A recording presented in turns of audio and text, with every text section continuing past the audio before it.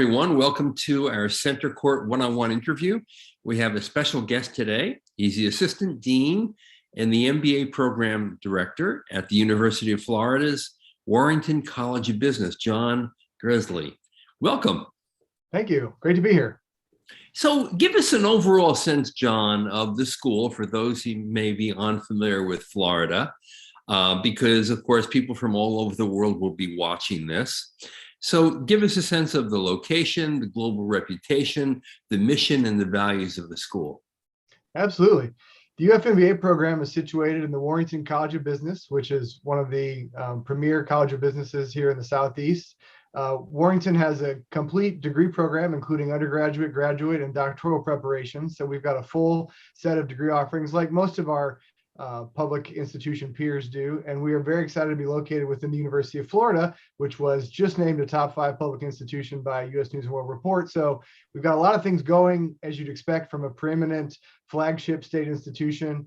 We're located in bright and sunny Gainesville, Florida, which is in the north central part of the state. So we're far enough south that you don't feel like you're away, but we're far enough north that you definitely get a little bit of different culture and climate from the other parts of the state of Florida. So we got a little bit of everything right here in Gainesville. We're close enough to all the major hubs, including Jacksonville, Tampa, Orlando, in terms of being perfectly located as the flagship institution for the state. And Warrington has been in business for a long time, and we are definitely excited about the things that we've got going on here. Our premier sets of offerings are very easily positioned to be successful in the marketplace. We, like I mentioned, have an MBA program that has several different modalities. I know we're going to talk primarily about the traditional full-time one here in a little bit, but we've got it all in terms of the online, the weekend professionals. So we're doing robust business education like you'd expect from an institution like the University of Florida. And let me mention something that we said offline. The temperature where John currently is located is 75 degrees and sunny. This makes me especially jealous since I'm in the Northeast, where it's chilly, there's snow and the ice on the ground, and the snow and ice doesn't want to give up. So there is that wonderful weather to take advantage of in the very cold winters in the United States. So let's take a look at the basics of the MBA curriculum. You noted before, and we've talked about your online options in the past, but in terms of the full-time MBA curriculum, how flexible is the course selection in the first year versus the second? Give us a sense of the required courses in the program and what kind of portfolio of electives or specializations you might have. Absolutely. So we've got a 48 credit option in our traditional 2-year program. And that's like most programs where you've got a year of study, you take an internship over the summer, and then you come back and complete your second year. We've also got an accelerated 48 credit program option that you can do in 12 months. And that's basically all the credit work, but no summer internship. And then we have an accelerated 10-month program that's 32 credits for students that have an undergraduate degree in business. So we've got several full-time options that are out there for students looking to earn that MBA in a traditional residential format here in Gainesville. And the way that 48 credit program works, you take about 12 required courses in the first year, and then those cover basically your core concepts in finance, accounting, economics, marketing, stats and quantitative analysis, as well as operations management and communication. And then you've also got the opportunity to take 2 or 3 electives, depending on how you structure it, so that as you roll into your internship, you've got all the core that you need, plus a couple of specialization courses, so you're prepared to focus on whatever your role might be in your internship. So you've got a little bit of flexibility in terms of those elective courses in year 1, but most of it is a pretty well-structured core concept and business curriculum. And then when you return from your internship, you get much more flexibility there in year 2, in the sense of you're taking about 4 required courses to complete the core, which includes our capstone that ties all the coursework and concepts together, as well as 5 or 6 elective courses, depending on how many you've taken over the course of your program to complete that 48 credits. And are there concentrations or majors or specializations? We've got 7 concentrations that we offer here at the University of Florida. We've got finance, marketing, strategy, supply chain, business analytics, human capital, and real estate. And we have evolved into that number over the years, partly because it really relies on the strengths that we have here at Warrington, but also because it's responsive to clearly what the students are out there looking for. Right. And so you've got your cores like finance and marketing and strategy and supply chain. We've got a really strong real estate center here at Florida, as you'd imagine, in a state that has a lot of development. We have some excellent research centers here, and so there's a real estate concentration that you can follow up on. We have that supply chain, that human capital concentration that we added probably about 5 years ago, as we saw more and more students who were interested in that HR and human capital side of the business. And so we see some people that go ahead and go with that. And then UF has been positioning itself as an AI leader. We've got one of the largest educational supercomputers in the world. And so we're seeing a lot more business analytics and AI being filtered into our curriculum, as we see more of a function there from both the university and the college standpoint to integrate that opportunity here in our coursework. Yeah, I'm blown away by the flexibility of the programs. The fact that you have 3 full-time MBAs. I think you have three online MBAs as well. Yep. In the cases of the accelerated programs, do you require an undergraduate degree in business or not? Only for that 32 credit program. And so that is the one that basically gets you through the course. So the idea there is that you don't have to take the introductory courses in marketing and economics and finance, because you've already been introduced to them at an undergraduate level. And Right. We've been working for a couple of years. And so you can come back, we get you some foundational review, and then we put you right into the upper level courses, as well as that elective selectivity, because the concentrations are available in any one of those 3 formats. You don't have to be just in the 2-year program. You can pursue a concentration in any one of those formats. Right. And if you had to say there was a key differentiator for your MBA program, what would it be? Well, I think that one of the things that really makes us special is our size. And we're an intentionally small program. And I know that's one of those things that any number of folks out there say, but we really mean it here. With 3 different programs in the full-time space, you're really able to choose, and we're able to keep the cohort small because we're putting people together that are similarly matched in terms of talent and work experience and skill set. And when we do that, we really begin to see an opportunity for students to feel like the experience is personal and something that they have a certain amount of ability to customize within reason to really get the most out of their experience. You couple that with the small size and the ability to create nice ratios between us and our academic advisors, us, the students and the faculty, the students and the career coaches, and you really begin to see what an intentionally designed small program can do for you. But the nice thing about it is that Warrington's got 7,000 students across its different business programs. And then you add that into the University of Florida, which is one of the largest public institutions in the country. And you get all the power of a big program and a big network without having to sacrifice the size benefits of having a small program. So a typical intake in the 2-year MBA program would be what? So we're always shooting for somewhere between 35 and 40. It ebbs and flows, obviously, based on what's happening in the world. And the last couple of years have been off and weird for everybody. We've seen it a little bit smaller. The first year was right on where we wanted it. We were a little bit smaller last year, and part of that was because we had some folks who decided it just wasn't the right time for them. But in general, we're really looking for a program size of about 35 to 40 in that 2-year format. And then we couple that with about 15 in the 1-year program and 15 in the accelerated program. And that gives us about 60 students that are coming in a given year. They're moving together. They join those 35 students that started the 2-year program the year before. So we're looking at about 100 students in steady state in our full-time program. So you get a good size, robust network that are here in residence in Gainesville, but you've also got the ability to feel like you've got a small pocket within that where you've got a place that's your own. So we're really talking a very intimate cohort where people know each other very well. They develop incredibly deep friendships with each other and the faculty. Absolutely. And this is not a place where you can hide. That's one of those things that, every business student is type A and ready to go out there and change the world. And we don't see anything different here at Florida, but this is really a place where people know your name, whether it's the faculty or the staff or the other students. And so it's a really good opportunity to learn and grow together and to showcase what you're capable of. Now, John, among the 7 concentrations that you earlier named, there were some that are clearly unique or unusual for many business schools. But I'm wondering if you might just talk a little bit about some of the program's more unique course offerings that might not be found at other schools.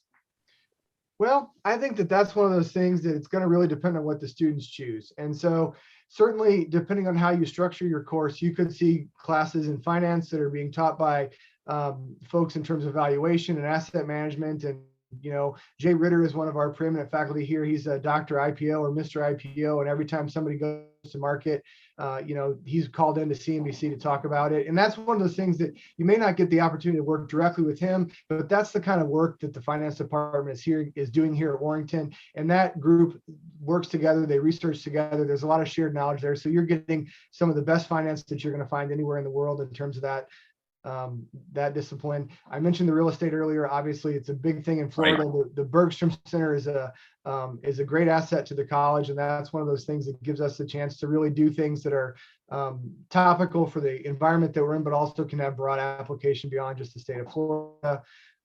Business analytics, like I said, is that's one of those newer concentrations that we've added. We're still working out ways to make sure that we get the artificial intelligence and the curriculum in there. But that's one of those things that as that computer comes online and gets to be more utilized, both at our college and across the university, I think we're going to see lots of opportunities for AI, interdisciplinary research and coursework, where folks who really want to make sure that they're bringing AI to their business, whether that's a traditional business role or maybe it's in an arts organization or a medical organization, you're going to have access to really bring your talents into that AI space. And so we're feeling good about that. We've got a center in supply chain, and this has been a great year to talk about supply chain, and that definitely comes out when you're talking about our supply chain concentration. And those are folks that are out there advising companies on when is the supply chain shock going to reset itself, and how are we going to move in a world that supply chain is now different than it was even 2 years ago. And so that kind of coursework, I think, is stuff that really is seen in our elective spaces, and it's talking about all kinds of different things. And the names probably aren't as important as understanding that the courses are being offered because we've got these various research centers where the faculty members are spending their days researching and learning about these topics when they're not in the classroom with the students. The depth of your program is kind of extraordinary considering the student size of the program. How do you make that happen? I think if you ask our faculty members, they'd say it's because we don't give them a break. But the short answer is that we use a lot of scale benefits. Like I said, small by design. We get the big benefits by doing things in little chunks. And so we figure out ways to put groups of students together. More often than not, they're in similar disciplines, so our full-time students interacting with our other full-time students. But every so often, we see opportunities to combine our full-time students with, say, our specialized master's programs, where we've got a couple of different things going on. And so we can get a class size that's a little bit bigger, which gives us some scale advantages. We also like to make sure that our full MBA portfolio is interacting with each other. And so you'll see sometimes our full-time students and our weekend students in like a global immersion trip, where they're out there studying in some foreign country and learning about the world around them. You'll see them in maybe some other elective trip. So we find ways to bring smaller groups together to get that scale benefit. And that's how we're able to have that big impact with the smaller student population in those individual cohorts. Yeah, that explains it. So John, what emphasis is placed on group work versus individual work in the program? Well, group work is the key, right? I mean, we all know this. You and I are working in a group right now, John. I mean, this is not an uncommon thing in the world. Every once in a while, you run into somebody who says, I'm going to be that lone wolf. But we know that it takes group work to make the world go around. And so we place a pretty high premium on that. It's definitely a great place to learn too, right? The environment is a low stakes environment. There's no $1 million contract on the line. There's no particularly big opportunity for failure. So this is a great opportunity for students to get together, to learn how to work together, to work on their feedback process. Because as we all know, eventually, if you become a manager, you got to do that annual review time or quarterly review time, and everybody wants more practice in that. So teamwork is a great way for students, whether it's in the classroom or in some of our co-curricular opportunities, to really learn how to grow together, how to work together, how to create a project, how to develop it, how to implement it. And so that's one of those things that we see happen a lot there. And that really gives them a chance then to figure out how to move beyond just the classroom when they're talking about group work. How are they doing career coaching as a small group so they can understand how to help somebody become a better version of themselves, which obviously if you're a manager, you want to get the most out of your team. You want to identify strengths and talents and help them grow into areas to help the organization. So we see group work there.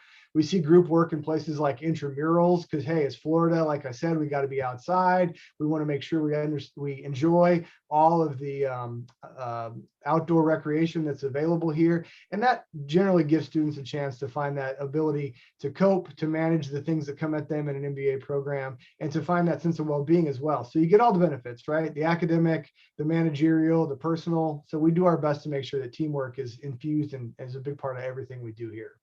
Yeah, and I always think that one of the aspects of MBA education that's often underestimated by applicants is the amount of attention paid to professional development. How much support and guidance do students get to sort of polish themselves, sand off the rough edges, so that they become truly mature, thoughtful, and influential professionals. And part of this comes out of that group work and team dynamics and learning how to work with others. And a lot of it probably comes from programming elements that are beyond the basics in marketing and finance and accounting and strategy and those kinds of things. Talk a little bit about the soft skills and how you make sure MBAs are getting those soft skills to be very effective in a workplace. Absolutely. And like I said, this is a program where you can't hide, and that includes our co-curricular programming, our professional development programming, and our student association. So basically, if you come here, you're a member of every student group, whether you want to be or not, because that's the only way we can get enough people to come to those meetings to make them worthwhile. But it's a great opportunity for students to really press themselves outside of the classroom. So we see a lot of opportunities for students to make that something that they want to be their own and to be unique to them and to their peers. And so it's very responsive here. It's very common for students to come to our professional development programming staff and say, hey, we want to see a workshop in Python. And 3 weeks later, we've got a workshop spinning up in Python. Whatever it might be that's topical for students, we see a lot of that because we're so small, because we can be responsive, because we're designed in a way that we're able to meet those kind of individual needs and to bring them together and to find like-minded groups that want to experience those sorts of things. So we see that. We have a variety of clubs in that MBA association space. Some of them are professional. There's a strategy club, there's a case competition club, there's a marketing club. So we see a lot of the business concept groups, and they certainly are doing things like having discussions and robust conversations about the headlines of the day or kind of what the environments are doing. So that happens. But we also see a lot of special interest clubs, whether it's the golf club because people want to learn how to be better golfers, because as the old adage goes, right, business happens on the golf course to some extent. We see a lot of diversity, equity, and inclusion clubs at this point too, and so there's a chance there for students to take on leadership roles. And all these groups are doing programming, so they're planning, they're developing strategies to put on events that people want to go to. So there's a marketing element that happens to some extent. So there's a lot of that application of what they're learning in the class about how to make something that people want to be a part of come to life. And that happens. And then we see some of the other traditional ones like case competitions. And that's a thing. We do both an internal competition that we just wrapped up, but we also have a lot of teams that go out and do the external competitions, like the ones that are fairly well known. The SEC has a big one that we participate in every year with all of our other schools. And it's not quite like a game on Saturdays in the football stadiums, but it's kind of similar. We get pretty raucous when it comes to solving the business questions of the day.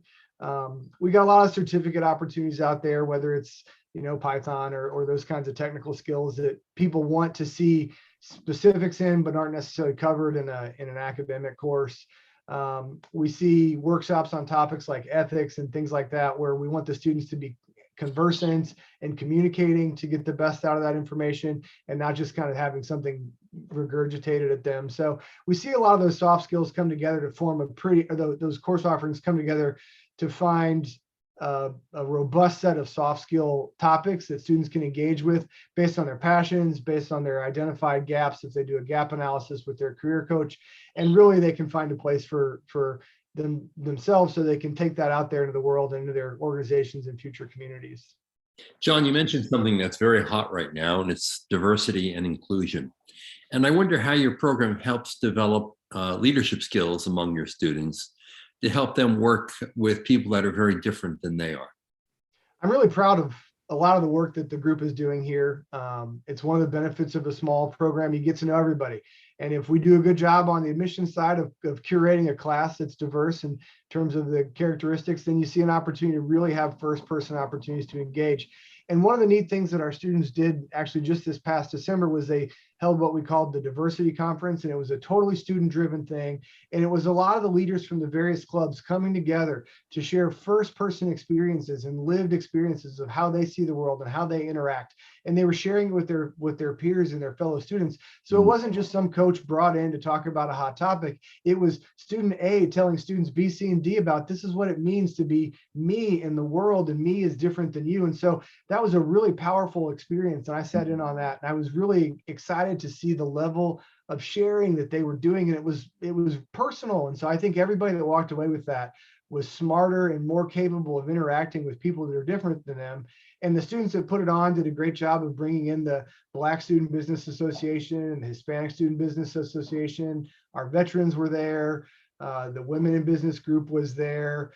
We have a group called the MBA Ability Group, and that's for our students that have different mobility and disability things to consider. And that was a really powerful thing to hear them talk about, because that's one of those ones that we don't always see a lot when we talk about diversity and managing teams, is how do we deal with people that have both visible and invisible ways of interacting with the world that are different than the majority populations. And so we see a lot of that happening on a one-on-one basis. And I think that increases the power of it. And that is a good complement on an individual level to a lot of the things that we're doing at both the college and the program level, to bring in topical speakers, to bring in alums who tell us about their experiences, their enterprise, their resource groups at their different companies. Like, we're doing a lot of the things that you'd expect to help students understand what it's going to be like in the working world. But to complement that with those one-on-one conversations and that lived experience, I think is really powerful to helping our students understand the diversity has to be about the people and not just about the concepts.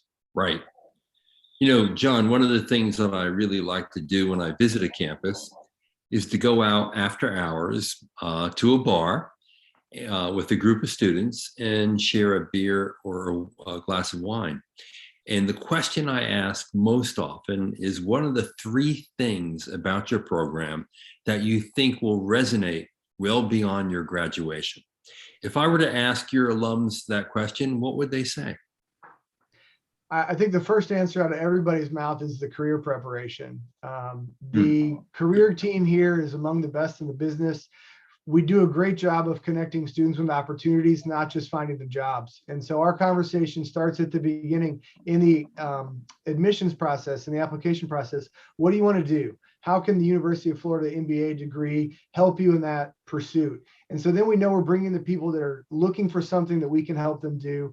And then they're coached throughout their program. They're aligned with ways that they can make themselves better in concepts, better in practice, better in marketing it all when you're talking to a recruiter and demonstrating competency. And I think that makes a really powerful experience. And we see it time and time again as students are getting great jobs. They're the jobs that they want, right? It's not just a job, it's the job. And that's a big thing that we talk about. Yep. And so I would imagine that really to a T, people would say the first thing is that career impact is there and they're feeling that positive thing.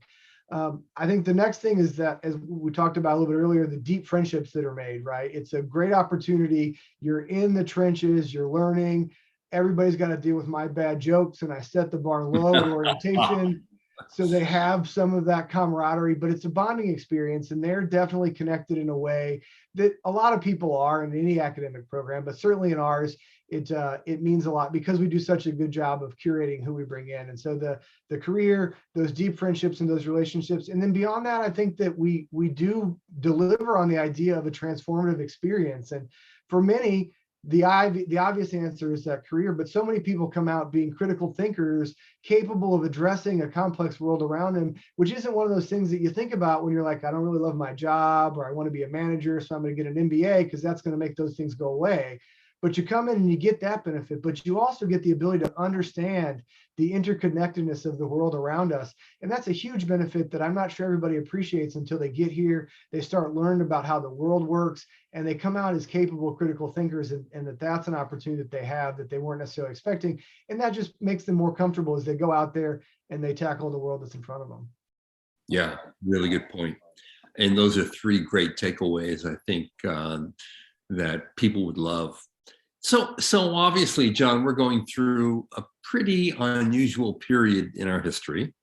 And it's not only the pandemic, which has disrupted a lot of personal and professional lives, but it's also, the growing use of technology in education and in everything that we do, the growing use of social media and its various impacts on people, the interdependence that the economy has that's been really exposed with breakdowns in the supply chain.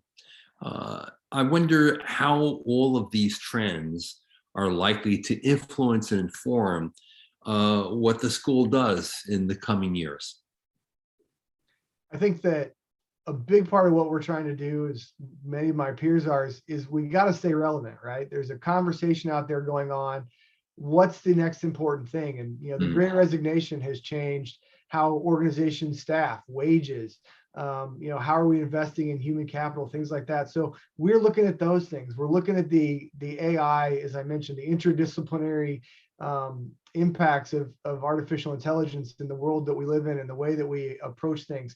The future of work, those are all things that are, from an academic standpoint, solvable from business disciplines, right? Like, we think about those things on a daily basis. And so as we think about what will evolve for us, it's going to be staying relevant, staying up to date on those topics. And that may seem like sort of a rehearsed or kind of a trite answer, like, of course, business school should be current. But the reality is that times are changing so incredibly fast, and business schools as academic functions aren't always quick to respond. And so we're making sure that the faculty are thinking, they're pushing, they're looking at the world in a way that's changing, so that they're able to keep up, so able to bring that into the classroom to help inform future generations of leaders and organizational decision makers. And so that's a big part of what I think we're going to be focused on for the next couple of years. As the pace accelerates, how are we accelerating with it?